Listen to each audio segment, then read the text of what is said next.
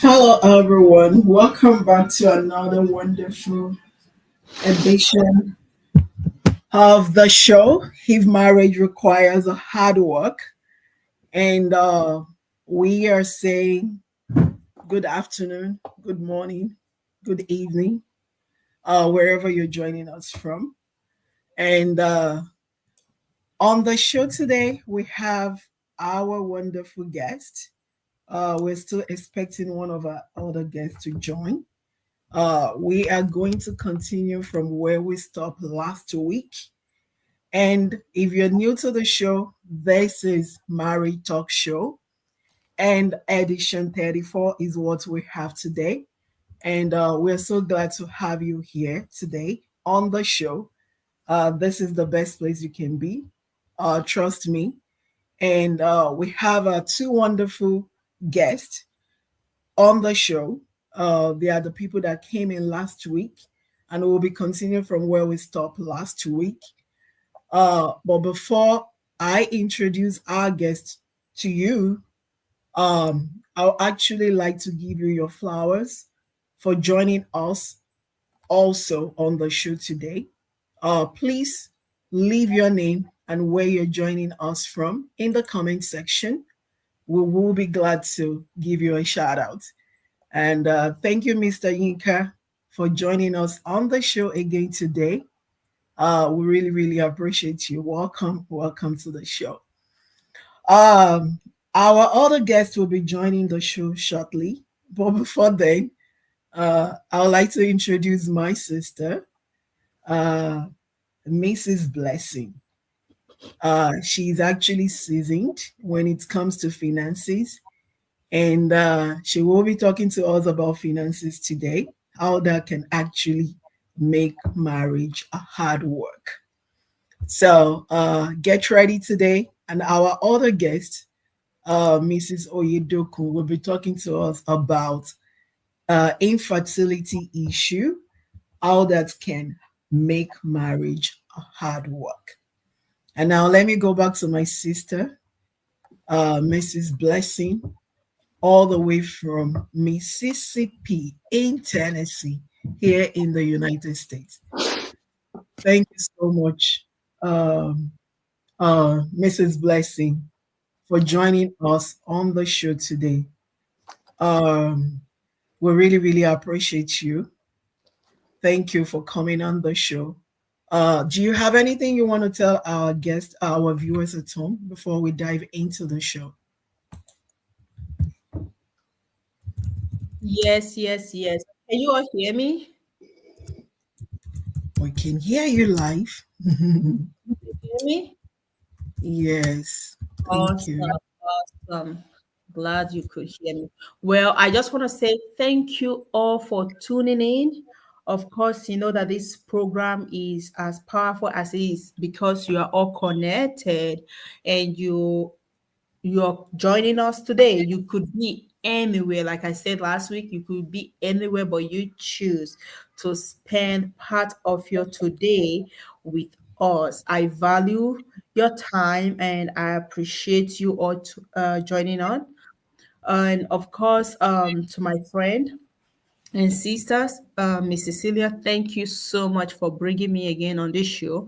I really appreciate it. I know you have a couple of people lined up to come on the show, but you give me the opportunity. It's always a privilege. It's always an honor to come on the show to share my personal experience. And I've been praying about the program. Just God, whatever you want us to share today, whoever, because I believe there is just one. But I always say, if it's one person's life that will be transformed today, I just want God to just let it out, let it out to us, everybody to bless someone's life today. Thank you so much for the opportunity. Yes, and of course to my amazing sister, Joan. Thank you so much. It's an honor again to share the platform with you today again. Thank you. See me just shaking my head because I know that the combination of the two of you is Forward, always powerful. go forward, and every Yeah. power that stands your way, let me prophesy to it. Go down mountain before Mm. Zerubbabel. I don't know where that one is coming from. Uh, but yes, I know the combination of Mrs. Oyedokun and Mrs. Blessing is always power packed. So thank you so much, Ma, for joining us on the show today. Do you have Sorry. anything you'd like to tell Can you hear our? me? Yes, we can hear you very well. Do you have anything you would like to tell our viewers at home before we dive in?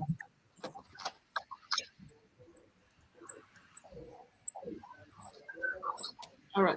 Let me just give me 1 minute. Let me put in more light. Okay.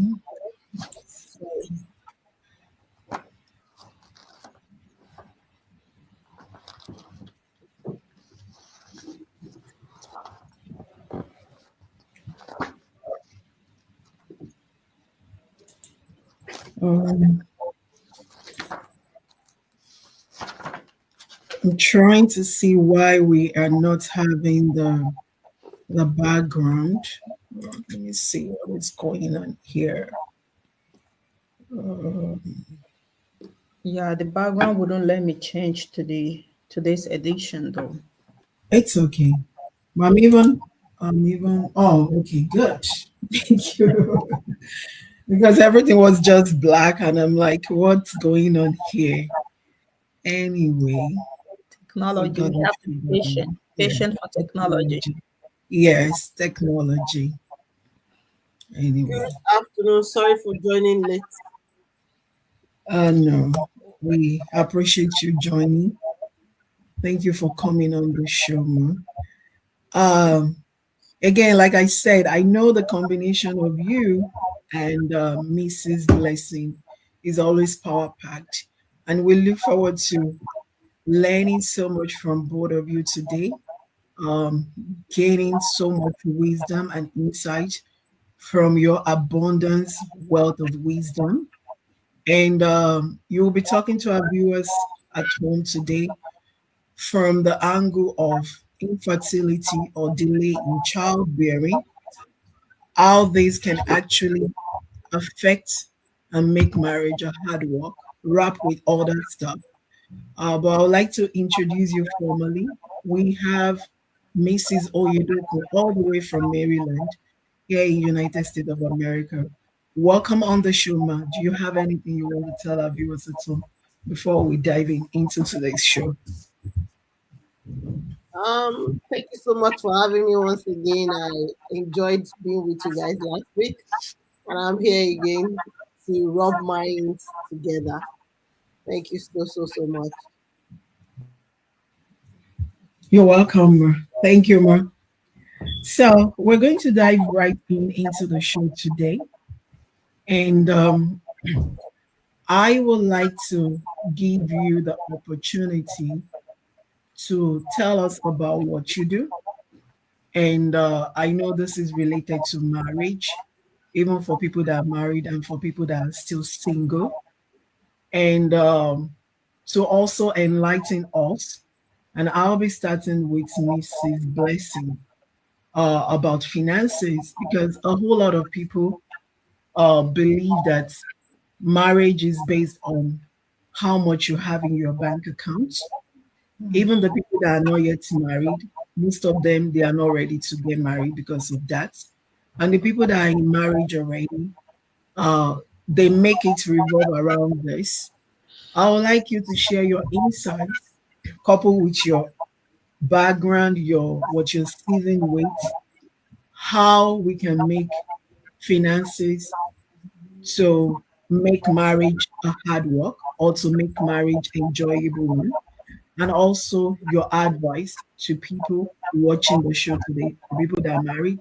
Again, the goal of this show is to we want the married couples to remain married, and we want the young adults to choose right. Over to you, ma'am. Well, thank you so much. You know, finance is an interesting topic when it comes to marriage or to life in general, you know. And I just want to say thank you for that. Bringing this up through your platform is something that we all need to learn because it is not taught anywhere in school. Now, Hmm. For me as an individual, my passion is, and what I do with my platform is to teach people how to build wealth. That is just build wealth and preserve wealth and pass those wealth on to the next generation. And to be honest, finance is just one of the six pillars of wealth. It's just one aspect of wealth. And if we go to finance as a as itself, is something that affects every area of our life. When it comes to marriage, we are constantly making financial decisions, whether you like it or not. The school you're going to send your child to, if you, in fact, let's even start from the marriage itself, like you said, to decide to have a wedding or not, to even decide to make that commitment that I want to. I'm telling you, like you said, so many people are held back because they don't know, they don't think they have enough money to be able to get married. There are so many things, and even when you're into the marriage, almost every day you're making one financial decision or the other, starting from your health. It affects every area of your life. To the job you're gonna have, it affects every area of your marriage, finance. Now, one of the things I say is you can look when we okay, we talk about finance, let's talk about money, itself. When we talk about money, it's all about how do you view money. Do you view money as something to spend, or do you view money as a tool? And that is one of the things I try to teach people, teaching people money as a tool. And how do you earn money? Money comes in as a value. How you spend money also depends on the values you have. Everything, every time you make a decision, money decision talks about your value. What is most important to you? So when you to answer your question about how finance affects marriages, if you have a bad view of money, especially, again, the fact is that our society has done us so much disservice. And if you don't understand the area of finances, you're also going to do disservice, not just to yourself, but also to your children and to your generation. This is not taught.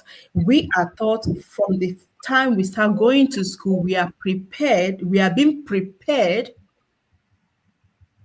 for a job.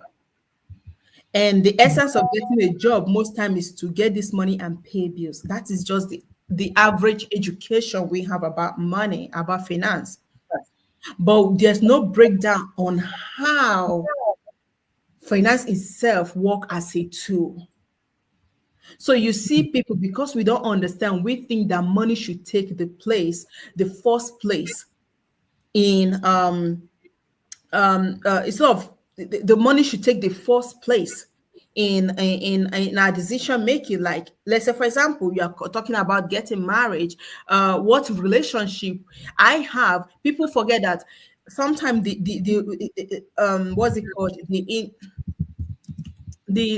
the way we treat money comes from how we are being taught at home, because we are not taught in school. So if from your family you don't have that good relationship on what money is, how you use money, what are the priorities when you're spending money, how do you spend money, how do you save money, how do you grow, invest, and all of those things.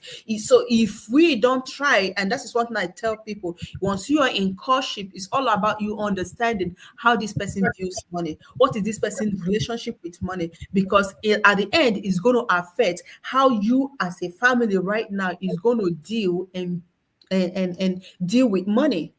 If you marry somebody that is a heavy spender, and you are somebody that is very interested in building and in saving, then there comes a problem.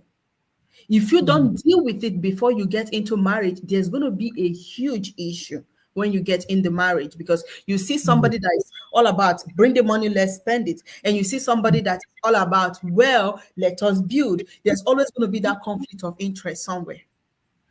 And that's why it is important. I tell somebody, don't go into marriage if you don't understand how this person thinks about money, and craft a financial goal for your family before you even step into the marriage. And one thing people forget is that they think, oh, I need to see the money, have the money before I plan for it. No, you plan before the money comes in, because if you have no plan and money comes in, that money is going out.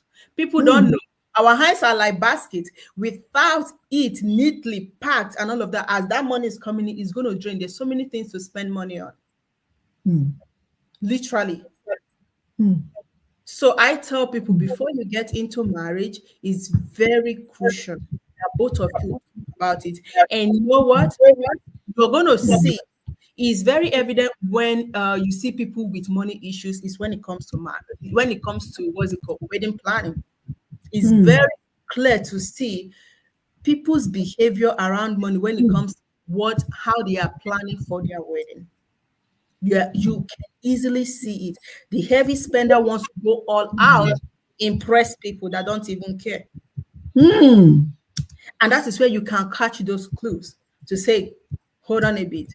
And I guess maybe during the talk, when you, as the questions are coming in, I can also share my own, what's it called? Experience. I've been married right now. Just I like to share experience of how myself and my husband we deal with when it comes to finances. There is always a goal. Money is a tool, and if each person's view that as a tool, then it's easier to make those decisions. But I'll just stop here so that my sister, so that we can I will just stop here.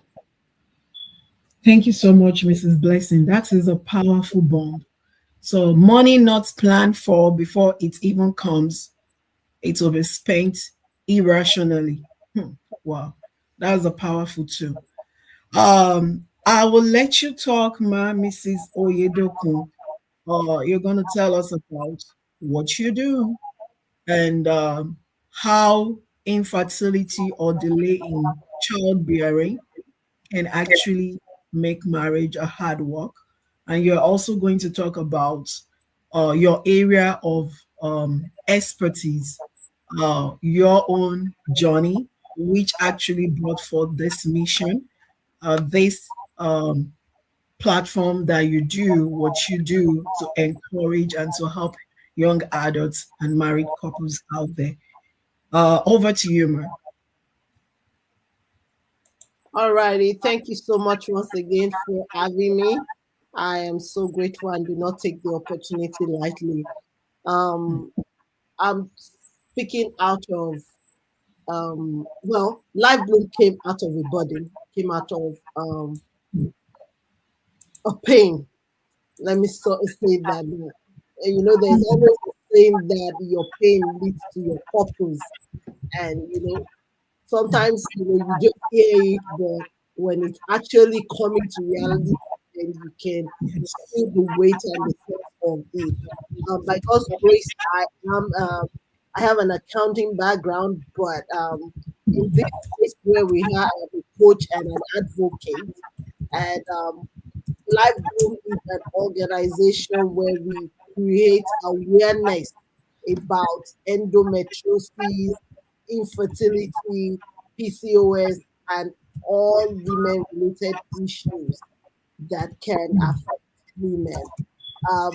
Our social media are majorly to create the awareness, YouTube, Instagram, and all the like, are majorly to create awareness to spread the word majorly about women's health, our owners, and what we can do, our support system, and everything. Because healing is an holistic journey. I tell people a lot of time, healing is an holistic journey. You cannot just do it in the physical and not do the spiritual, or not have your support system, or not seek medical counsel, or even mental health join together with it.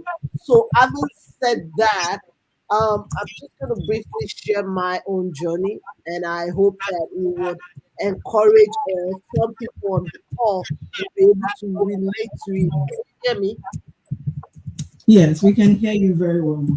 Yeah, that people will be related to it. By God's grace, like I said last week, I've been married for 18 good years. And God has been so faithful in His infinite mercy to bless us with two kids. But the two kids did not come just like that. The two, for me, my own experience was different. We have people that when they get married, once they, come together and everything is just boom, boom, boom, boom, boom, right away. But I didn't have that luxury. I didn't have that experience. So for me, those two kids are like apples in your hand because they came out of seeking, they came out of waiting, they came out of mm, pain, out of challenge, and a lot of prayers, crying, and all the like. So mm, I started my period at the age of 12. And mm, just a few months after I started my period, I started having this severe excruciating pain. I didn't know mm, where it was coming from. I didn't know what was causing it. I didn't know what it was called. I just knew that I was having this pain. And initially, when the pain started, it was something that I could handle, I could manage. Because then when I started, I think I was in just one or just two. So it was something that I went to a boarding school, so it was something that I could handle and everything. But as time progresses, every month when I'm on my period, this pain shuts every activities down. I'm paralyzed. I cannot do anything for like 3 to 4 days. I would mm, just be, you know, on my bed in pains and just rolling and everything. Will not be able to eat. Will be throwing up and all kinds of things.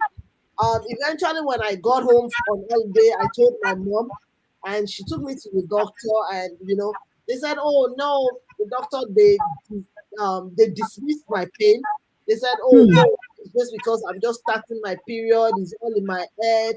That maybe my pain tolerance was low, this and that, and everything." Fast forward, I went to see the doctors couple of times, even within within the period of time that I was in secondary school.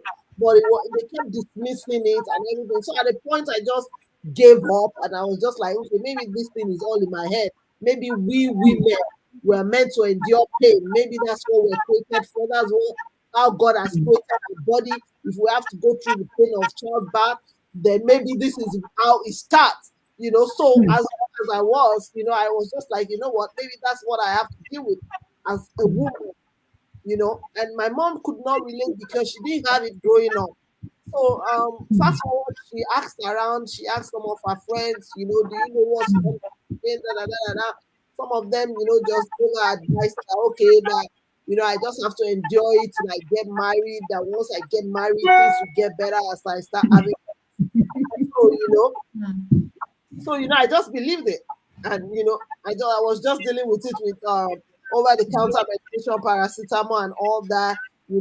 I would take a hot shower in my period. When I'm in my period, I can take shower like 3 4 times because the heat just helped to calm my body down, and then just you know take the pain medication. And so that was how I was struggling with it and everything. I was dealing with it until I got married. I got married at the age of I think 27, and so between 12 and 27, that was already like I think 15 years. That I endured and just was just managing it, and it's even still at that point. I didn't know what the name was called. I just knew that I was having this pain. And there was nobody to talk to because I didn't know who else was experiencing it and all that. By the time we got married, you know, it became worse. And by the time I got married, I was even happy because that stuff was stuck in my head when my mom told me that they said when I get married, it will start getting better as I have kids and I'm sexually active. So that stuck in my head. When I got married, I was really very happy that finally, this is the cure. Unknown to me, it wasn't the cure. It was just the beginning of pain and challenge on another phase. One of the major symptoms of endometriosis is painful sexual intercourse. mm, So as I begin to journey, fortunately for me, I'm married to a medical person. So after a couple of years, and as we got married, we're also trying to have kids. But after like 2 years, because I was being drawn away because of the pain. Sometimes I have to give in because I'm married and I don't want to starve my husband and everything. So sometimes I will give in, but with pain, something that I'm supposed to be enjoying, I will be doing it and having pain. and all that. At the point, my husband could not take it, and he was like, "No, we have to, just seek medical help." You know, obviously he kind of understand what was going on, but also he wanted to confirm and make sure that we are having the right diagnosis because he also was a doctor. So, fast forward, we went for we went to see multiple different doctors until we found the right doctors, and that's very common to endometriosis patients or people that are looking for children, to try multiple until you find one that you're comfortable with. I tell people all the time, you have the liberty to leave any doctor if they're not treating you right or you're not getting what you feel you deserve. Because we need to start being our own advocate for ourselves and begin to speak up as women. So we tried multiple doctors. Eventually, we find a doctor that we felt connected with and that was ready to listen to us. Every other doctors, they were dismissing, they were misdiagnosing, and eventually down the line, while I was researching on this condition, I discovered that it was normal because the doctors themselves are struggling to find out what exactly is the cause of this condition. And so even right now, we just still don't know the condition. Worldwide, we still don't have an idea of what it is. A lot of research is going on and everything. So we find a doctor, thank God. And as we were presenting our case, the doctor said, "What you're presenting to me looks like an endometriosis, but we're gonna have to confirm it with a surgery, a procedure. It's called laparoscopy. That's the only way you can confirm if it's endometriosis or not. It's not something that you can see and everything." So we said, okay, at least let's get to the bottom of it. And so initially the doctor thought, okay, if it was endometriosis with laparoscopy, maybe they might be able to take care of it and treat it. Unfortunately for me, when they went in, the day of my procedure, when they went in, they discovered that because it has taken that long time, this was already more than, I've been dealing with this for more than 15, 17 years at that point, you know.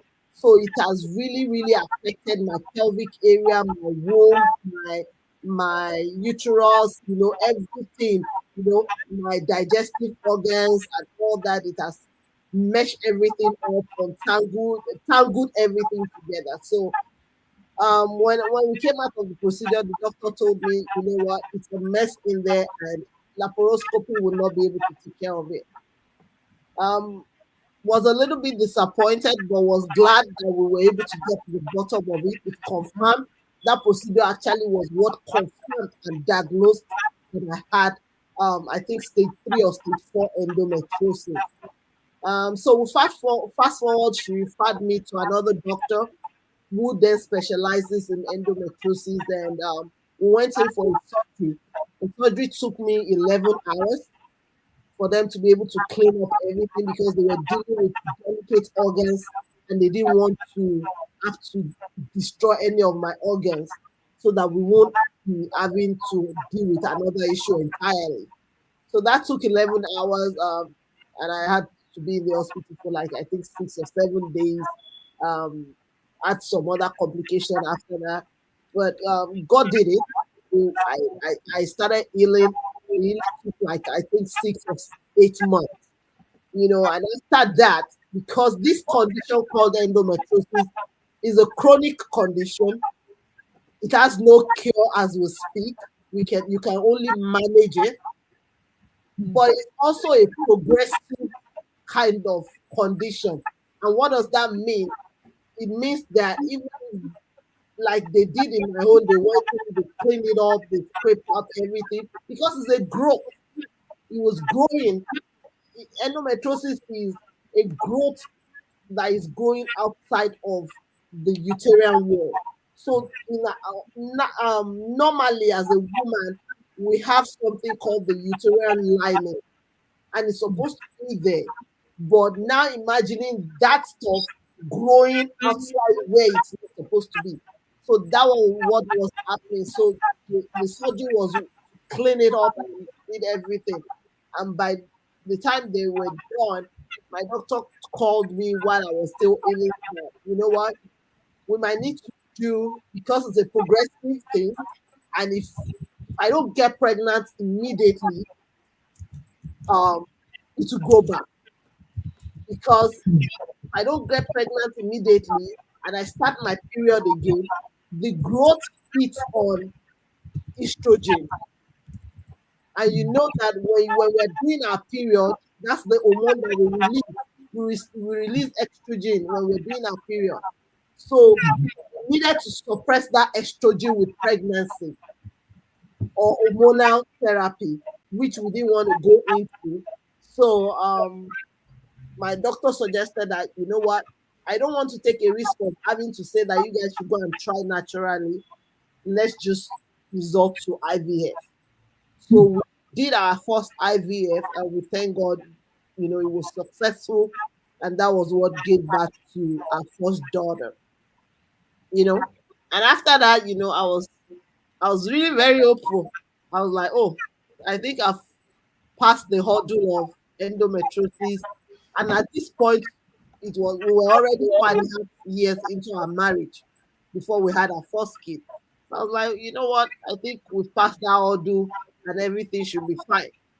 But lo and behold, as God will have it again, we had to wait for another 11.5 years to have a second child.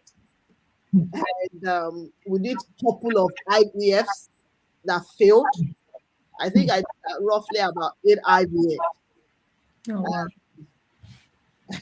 Yeah, it was a lot on this just one body. I had multiple other surgeries. I think totaling to like 6, 7 surgeries that I had. And eventually we had one miscarriage. And eventually my husband was like, you know what, I'm okay with one child, you know. But as a woman, I wanted one more. I wanted more, not even one more, but I wanted more. I just didn't want the child to be an only child and everything. So, I just said, after the miscarriage, my body wasn't responding. I think we tried two other IVF. My body was just shutting down and everything. So at some point I wanted to give up. But I told God, I remember I went on a retreat. And before I left on that retreat, I told God, I said, all I need is a word. I just need one word from you. And as I was entering the hall where we'll have a meeting, the Holy Spirit said unto me, on Mount Zion there shall be deliverance. And I held onto that word. I wrote it down. And immediately we finished the meeting for that night, I ran into my room because I had it in my spirit. It was clear. There was no doubt that that was the Holy Spirit. So I had on my spirit, on Mount Zion there shall be deliverance. So as I got into my room, I looked at my Bible. Where is this verse? I saw that it was in Obadiah 1:17. I said, this is it. This is it. So I sent a message to my husband. I said, this is the word God is giving me. And we're going to pray this until we see the deliverance. Because he never fails. The Bible says he honors his word even more than his name. So I held on to that. And, my husband also agreed with me. We prayed it, everything. And, it just came to my mind that we should just try one more IVF. And we did. And that was what gave birth to my daughter, my second daughter. It was a lot of other challenges because 11.5 years endometriosis has grown back. So I had more complication after we had it was through C-section. After we had I had to go in for another surgery that same day, and that took another 8 hours after they brought out the baby. I was in the ICU for another 6 days. I couldn't even hold the baby. I couldn't talk to the baby. But I am also fighting to gain back my life. But we thank God because I'm still here. I'm standing. And this is why life bloom. This is the body out of where life bloom was back. because at Life Bloom we believe that every woman should bloom without a stigma, without a shame. Because one of the things that endometriosis does is, because we have no idea of what is causing it, a lot of time it causes shame. It causes us to be stigmatized, and then we feel ashamed that, oh, why is this happening to me? Have I done anything wrong? Blah blah blah. And so it's also a gloomy kind of thing, and it pushes people into depression, affect their mental health and everything. So we're out here now to create the awareness, and also to advocate, and I also coach people to help to navigate with my experience, what I did and what worked for me, and how they can also gain from that. So I'll stop there so that if there's any question I can take. Thank you so much, Ma. We have questions, but I don't just want us to fizzle out of all what you've said. I want to bring out some important points, and I also want you to speak briefly on that. I know that there are a lot of women out there married. Maybe they are watching this show now, or they will watch it later, or somebody here is representing them. No, one or two women out there experiencing delay in childbirth or experiencing infertility issue that they don't even know what is causing it. And you've actually went through a lot. Doing 8 IVF, and many of it failed. That's a whole lot. And also bearing the pain, going under the knife, doing surgery for almost 8 times, if I'm not mistaken. That's a whole lot. Which I think where you live actually help you to navigate the journey, because people in Nigeria might not really have that opportunity. I know that there are some young adults that will watch this show. Or some people will have every period that comes with pain, they just feel it is normal. And before they get married, and this becomes issue. I know that you do awareness in Nigeria. I know that you partner with some group of people in Nigeria to spread this word so that a young girl will not go through what you went through, so that a married woman will be able to get the right help, so that their marriage will not split apart, so that their home will not break. I really want you to emphasize on that, your impact in Nigeria, West Africa, who you partner with. If there is anybody watching us on this show that knows a male or female child going through this every period and they think it's okay, take paracetamol, how can your platform help them so that they don't go through this journey? And the people that are even married going through this journey that just go, oh, I don't just like it when I have sex with my husband because it's painful, but they don't know the hidden truths behind that. How can you help them so that they can leverage on this platform to get the solution that they need? All And right. also for people that are here in America or in other part of the world, how can they liaise with you to get the help that they need? All right. Thank you so much.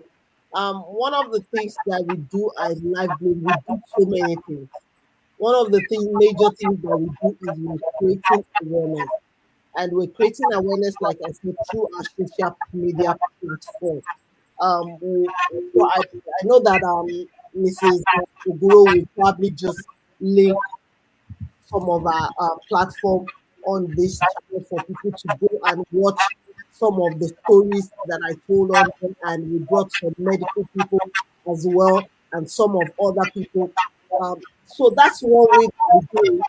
We also do a campaign. Our first campaign we did with Oyedokun, we partnered with Life Light Life Church in Abeokuta. We're currently planning another one in the next 1 or 2 months in Lagos, and also we're planning another one in Kaduna in the north, because we want to be able to. The honest truth is, 40% of Nigerian women have endometriosis. It's a lot of them. Some of them don't even know, because they don't know what is called. You know, they're having pain, and because of our culture, we have normalized pain. We have normalized that it's normal for a woman to go through pain. It is not normal. Let me tell you on this platform, it is not normal. Any pain that you are going through, that paracetamol or over the counter pain medication cannot relieve, you need to seek help. You need to speak up. So that's number one. We're doing campaign, we're creating awareness.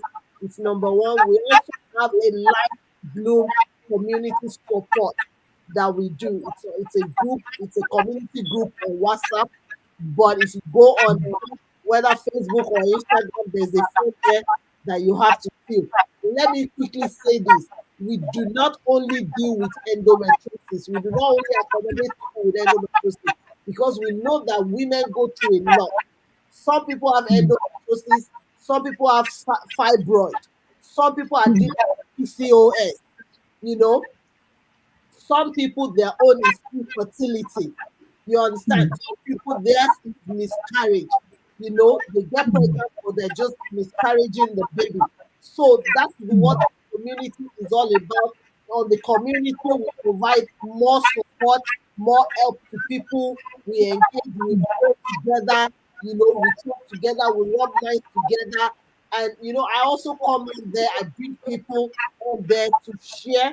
You know, we have more close knitted, and people can also access me more from there, especially with the coaching part. One of the things that we also have the foundation part, because as time goes on, like you said, I'm here, and that by God's grace that has helped me to get the one of the best medical care. But we know that it's not like that in Africa. So we also want to be able to partner. We're also looking for partners that will be able to partner with us, because we have the foundation part of livelihood, so that we can start to help people with medical expenses, especially with a focus of especially people that are dealing with infertility and need help with maybe IVF, IUI, and all that.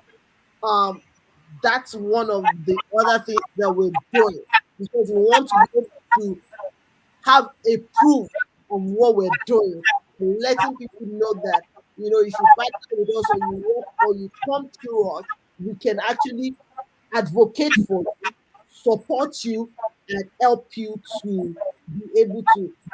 But I also want to touch on the basis of infertility and marriage. If you go to on my YouTube, there's a video that myself and my husband we spoke about it. It's called support system. Our support system. Let me tell you something. No matter the health challenge that you're going through, you need a support system. It's part of what will make the journey of healing more easy on you. Because, say for instance, I went through multiple surgeries.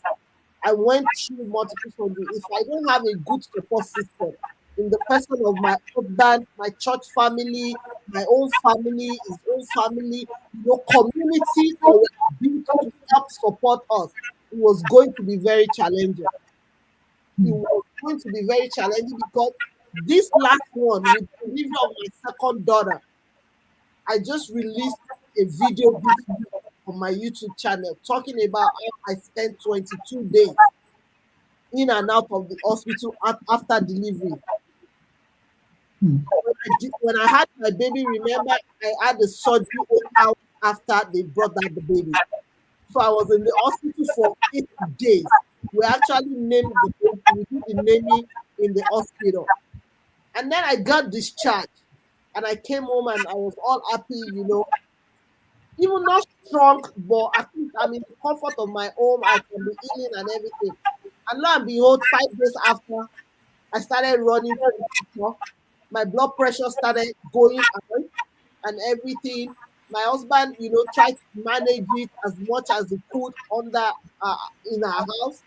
But by the time we were getting to the evening time, it was like this might go out of hand, especially with my numbers just going high the roof. So he called back the hospital and I was asked to come in.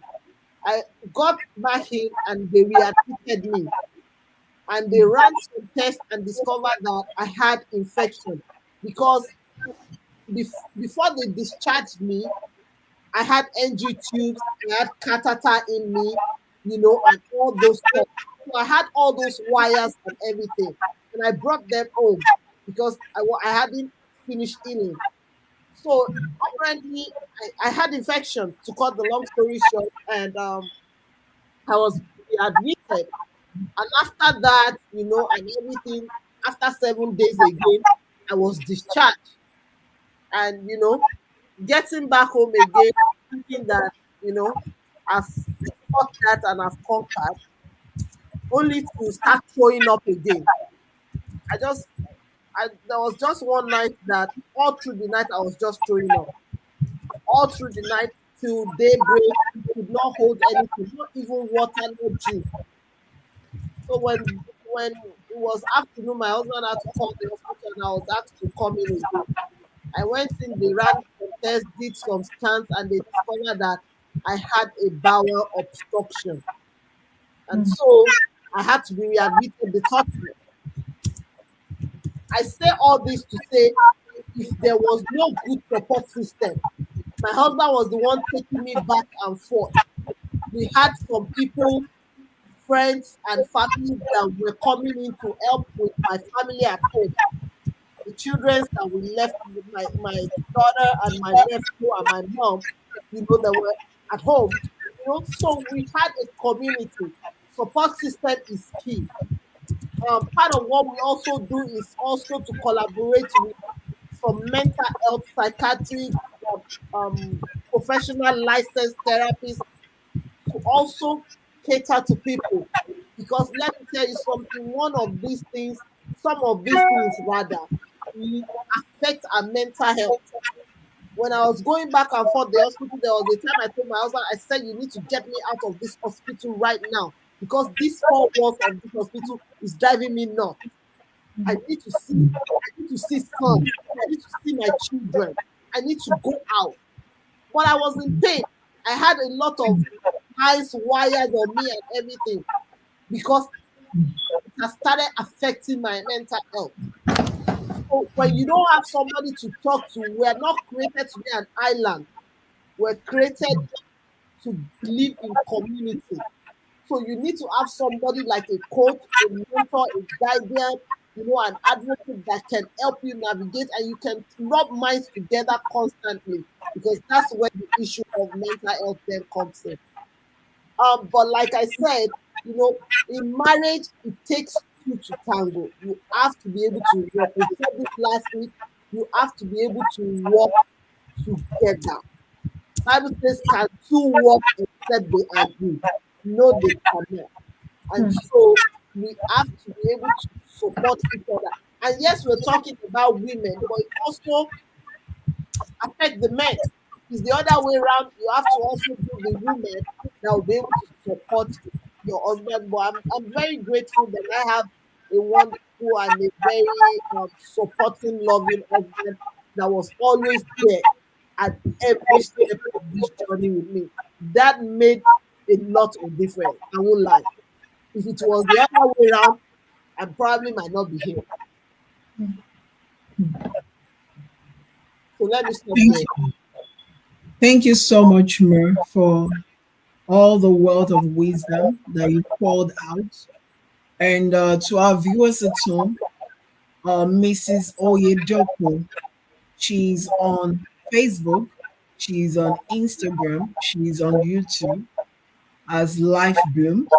You can check the banner that is scrolling. We have a name, a handle there, And also in the comment section, we have a Facebook page there. You can actually connect with her because the issue of infertility or delay in having child in marriage is a big issue that we don't have to overlook. It has to be dealt with. And especially for the young adults going through a severe pain when they have their menstrual cycle, that is not normal. You've heard it from our speaker. It is not normal. If you know anybody, or if you have a child that goes through a serious, severe pain during their menstrual cycle, it is not normal. Please do yourself a favor by connecting with Mrs. Oyedokun. And you can reach out to us if you can't get up. We'll be able to link you up. And also, they offer several stuff counseling, help with IVF, IUF, infertility, delay in childbirth. They can help at least put you in the right path. And they also need some um, sponsors also. So at least connect with her because this is a big issue. We don't want any marriage to break, and we don't want anybody out there to not to want to get married because of what they are going through or their body is going through. Anyway, we've said a whole lot. We are almost out of time. And Miss Blessing is just like, what's going on? Anyway, No, actually, her testimony is just so powerful.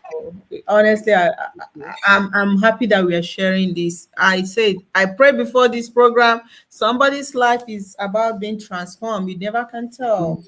Yeah. yeah, yeah, yeah. I will let Miss Blessing wrap it up, but before then, there was someone that sent in a question for Mrs. Oyedokun. And I'm going to cast a question. Oh, okay. I won't cast it for privacy's sake because Okay. some people don't like that. She said, please, is implant family planning without period is it dangerous? 5 years, 5 years now.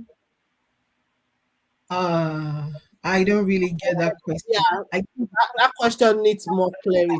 Do you have children, or why are you doing family planning? If you don't have children, why are we doing family planning?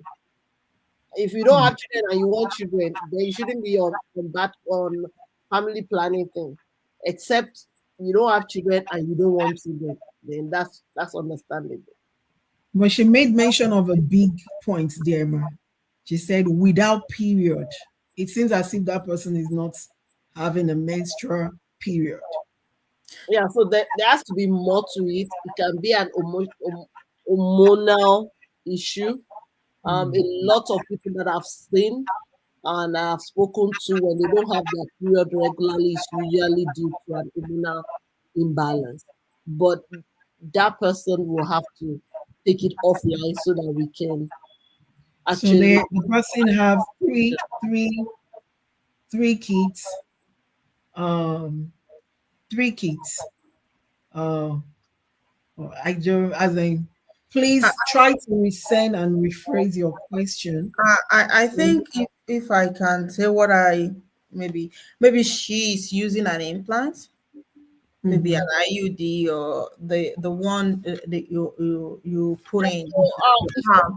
And she, you know what? Sometimes when you use something like that, like I use an IUD, and then you go through this period of dryness. There's no period coming, and probably she's asking.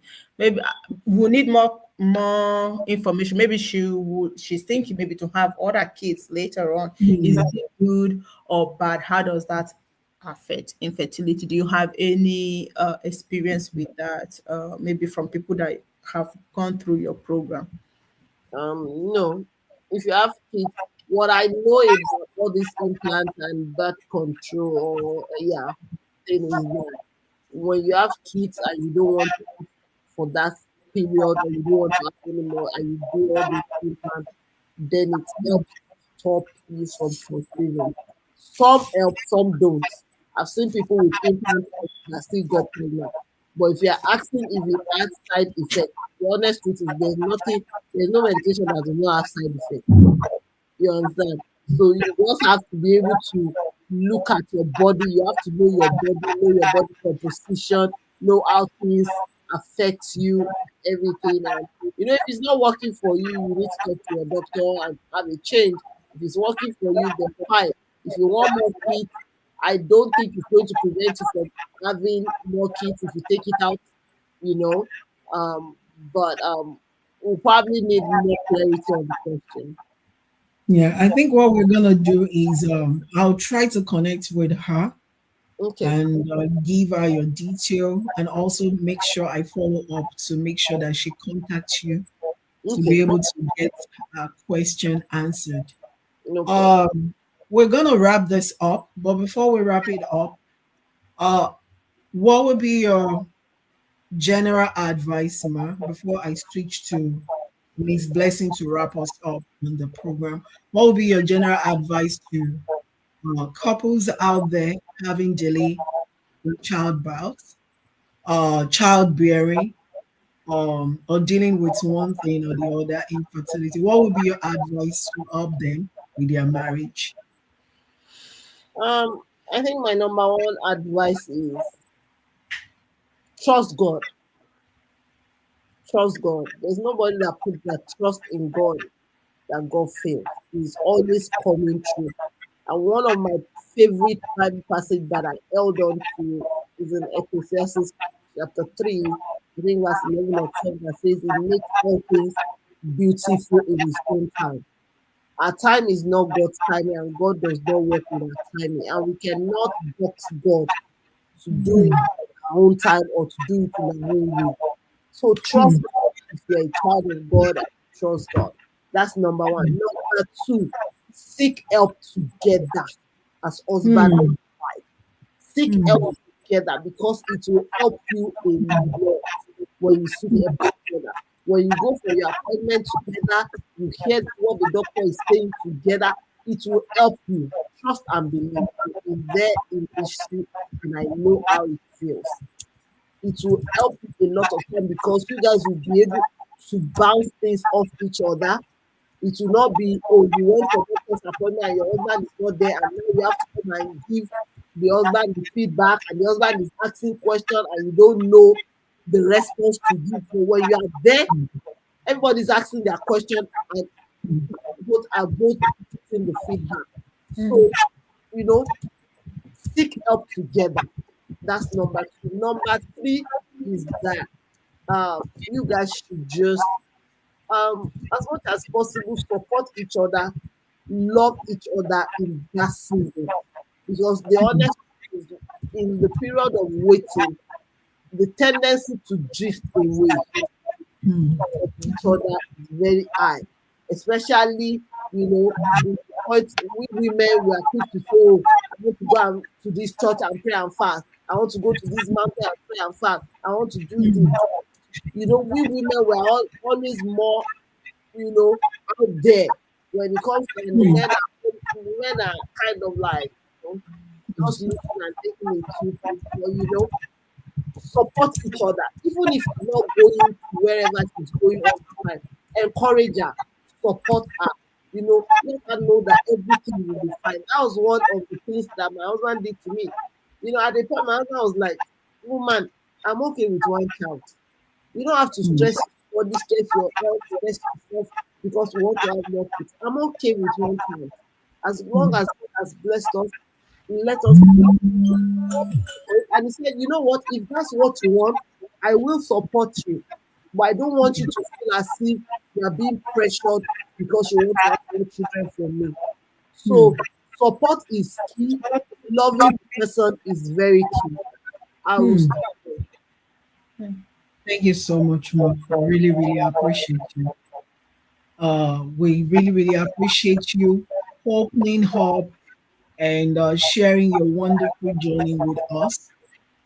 Even though there was several pain along the journey, but we were able to share it openly with us.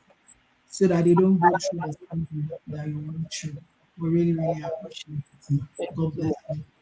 Mrs. Blessing, I would just want you to give a final word of advice on finance and how married couples can protect and safeguard around that so that it doesn't make their marriage a hard work.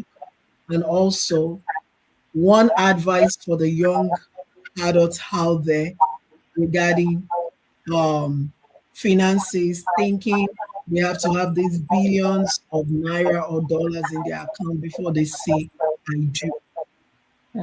Just wrap us up on that. Yes. Yes, I just want to say that especially for people, one, wealth requires time. I always tell people, building wealth needs time. You need to give time to make wealth work for you. So you cannot go with the mindset. Some people already get married into to somebody that already has already arrived, like they say in Nigeria, have arrived. For those who that know that that they have arrived, some you need to walk alongside and build that journey. It's a journey, and I tell somebody, don't write people off because of where they are today. Hmm. Don't marry to what somebody have today. Marry into the person's future vision. That's why it's good to sit and talk about where are we going. You need to have like financial objective, like vision for your family. What kind of wealth are you looking at? What kind of money do you want to have?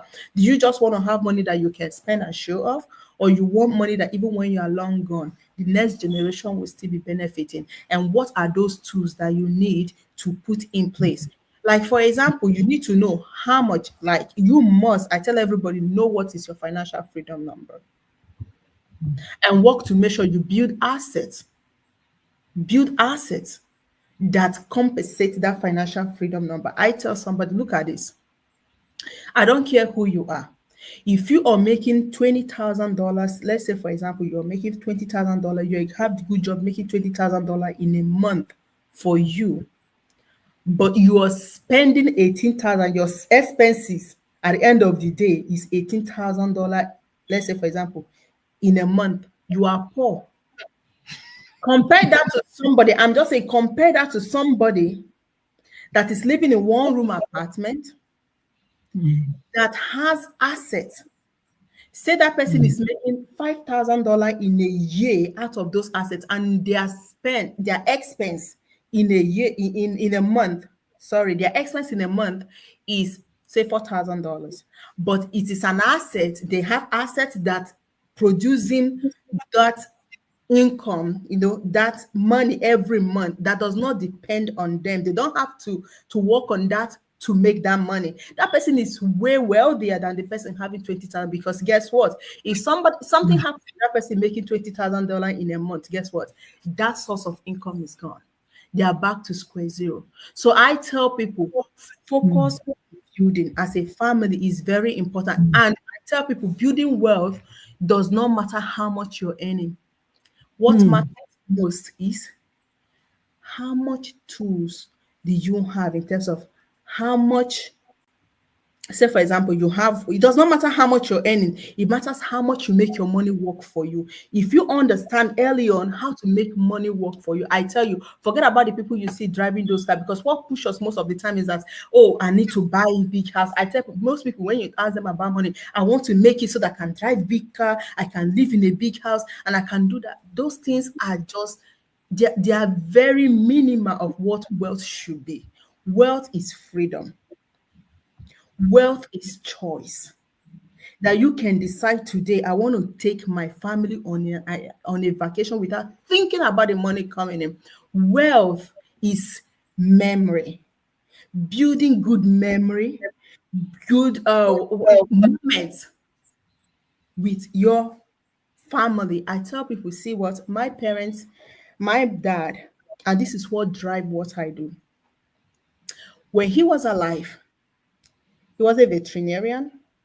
And at least when you come to my house, there is always party going on. This man, that was in the, I don't even know, early 2000 and all of that. This man, the whole of the community, you come there, there is one party. He was learned. He had, when it says spendable money, he had it. But something at the back, he does not have it. He didn't know how to make money work for him. And I remember the first and only conversation I would have with my dad. I was 12, I was 11 going to 12. He was sick. He looked at me in the eye as his daughter, and he called me Ada. I will send you to the best university in the world. I asked him, I said, Dad, are you leaving me?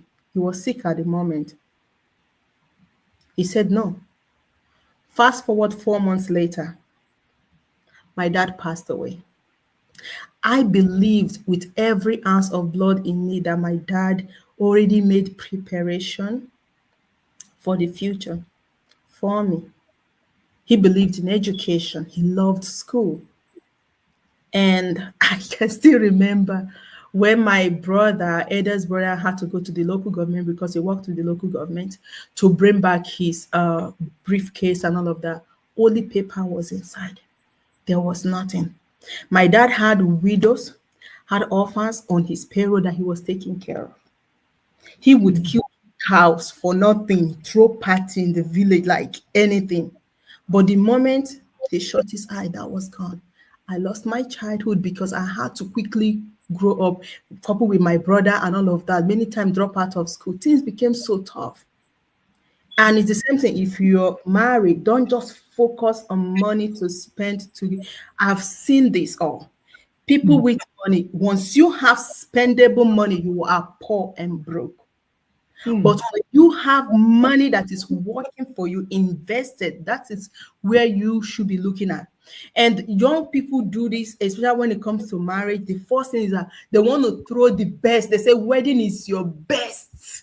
You only do it one time. Says who? Who said that you only can do your wedding one time?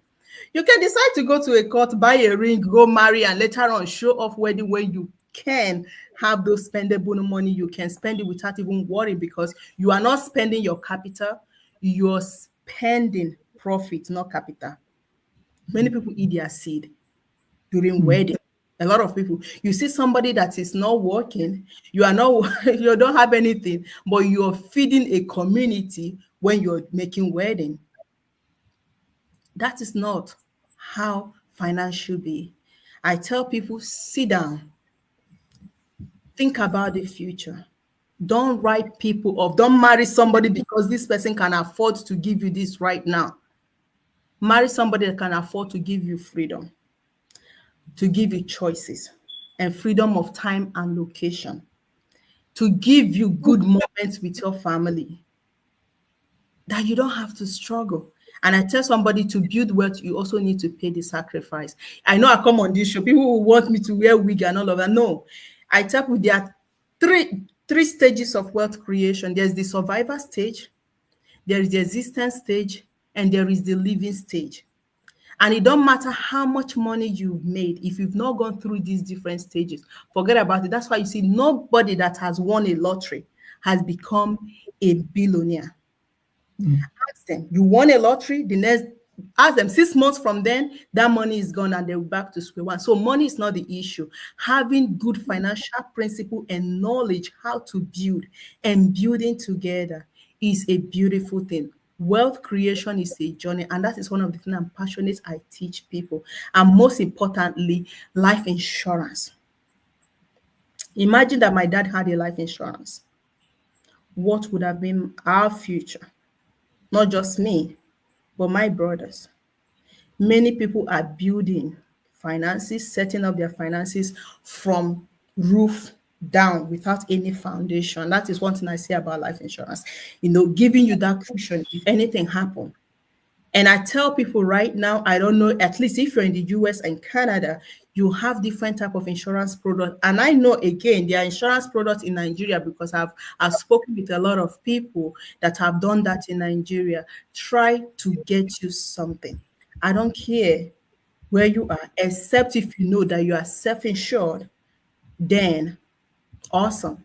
But if you're starting out, have something in case something happens. And if you're in the US, their insurances with living benefit. And this is one of the things that I talk to people, understanding all your options and planning accordingly for you right now and for the future. And for the young people, getting into marriage and thinking I need to have all of these put together to give what's it called before I go into marriage. You don't need to. You can start small. Every 1 naira you have is a seed. It's either you sow it, you, you spend it. There are three things people do. Well, four things people do with money. When you have money, it's either you spend it, it's either you invest it, means that you have an investment that you put that money into, be it stock, be it real estate, be it gold, it's all different type of investments that you can put your money into, or bonds, all of those things that it yields interest and grows for you, or you save it. You can put in a savings account, you can put it in your checking account, or you're saving it. Or you spend it, means that you use it to pay your bills and all of that, or you waste it. A lot of people, majority of people waste money. How do you know you're wasting money? You have 5 pairs of the same type of shoes. You have different length of the same type of wig. Buying ashwebi every day. Every wedding, you're on the list of ashwebi, whether you know the person or you don't know the person, because you want to go eat food or show off. Repainting your house when you don't even have to, because you want to show off to the other neighbors that yes, we have the money. So it's either you waste those money, or you save, invest, or do what? Or spend. And I tell people again, if you're married, many people focus so much on pouring money on their kids without investing in their kids' future. You buy them. There are people that when you go to their house, it's almost like it's a toy store. Kids have different type of toys, but there is nothing left for the kids' education and for the kids' future. You can today, I don't care. You can be making less than $100,000, but you can make your kids a millionaire before the kids start even working. There are so many things you can do. I tell people, if you understand how money works, then money is not the issue. The only way people remain poor is because you do not have financial understanding of how to make money work for you. Get a mentorship. I do coaching. I coach people on finances, and we can talk about so many other things you can do with your money as married people. Don't decide to marry because of what you see today. Decide to marry somebody because of where you see them going in the future. Especially when it comes to their wealth. Decide where they are going in the future, not just what they are doing today and where they are today. I'll just leave it at that. Thank you so much, Mrs. Blessing. That was so powerful. Thank you so much. So, if anyone wants to connect with Miss Blessing, I just put Andrew on Facebook in the comment section. Try to reach out to her. Your geographical location should not stop you from investing right, from planning your finances right, because irrespective of where you live, we all spend money. That is what drives the world. And you need a financial stable mind and principle for you to achieve everything that you set your heart to achieve. And you can do this by yourself. You can do it with the help of God. And there are some people that God has given the wisdom to help you. Again, your location shouldn't deprive you or be a stumbling block. Mrs. Blessing can be a blessing to you. She can chip in some ideas that can help you. And again, she has said it all. What you are currently earning is not a yardstick. You can grow yourself from there up and you become who God wants you to become so that you can affect life positively around you. Because it's not about you. You're not living for you. You're living for the next person, the next generation, and the lives that you can impact positively. And this is what this show is all about. And to Mrs. Oyedokun, she has said a whole lot today also about infertility, delay in childbearing, young adult female having painful menstrual cycle. It is not normal. And she also does a whole lot of stuff about mentorship, helping, seeking advice. What do we do? IVF, IUD. Speak out. You are not created to just keep silent. When you keep silent, your problem will be silent. It will shut down. Speak to these two people. Our goal on this show is to help married couples to remain married and to help young adults to choose wisely. And these two critical things that we've discussed today, finances and fertility or infertility or delay in childbirth, they are powerful tools that can affect marriage, that can crumble homes. Please reach out to them or reach out to us. And back to our speakers today, we really, really appreciate you for your time. I didn't take this for granted. And I pray that God, in His infinite mercy, will continue to uphold your home, will uphold your marriage, will keep your children, and will continue to bless you and more wisdom so that you can positively impact the whole world. And I pray that your light will always give goodness, mercy, blessing, and God will continue to uphold you, and your marriage will not be broken in Jesus' mighty name. And thank you for making it a day with us today to come on the show 2 times. I really, really appreciate that. I didn't take it for granted. And thank you for pouring into people and for blessing lives. And to the viewers at home, we really, really want to appreciate you for staying with us up to this moment. Again, the best thing you can do to help others out there is to share this video with them. You will be saving lives by doing that. Share it on your platform. And I really, really appreciate you for joining us on today's show. And this is your girl, Cecilia Howard. We'll be stopping right here. And until next week, same time, when I come your way, I wish you a blessed day. I wish you a blessed week. We love you and have a wonderful day. Bye for now. Thank you. Bye, everyone.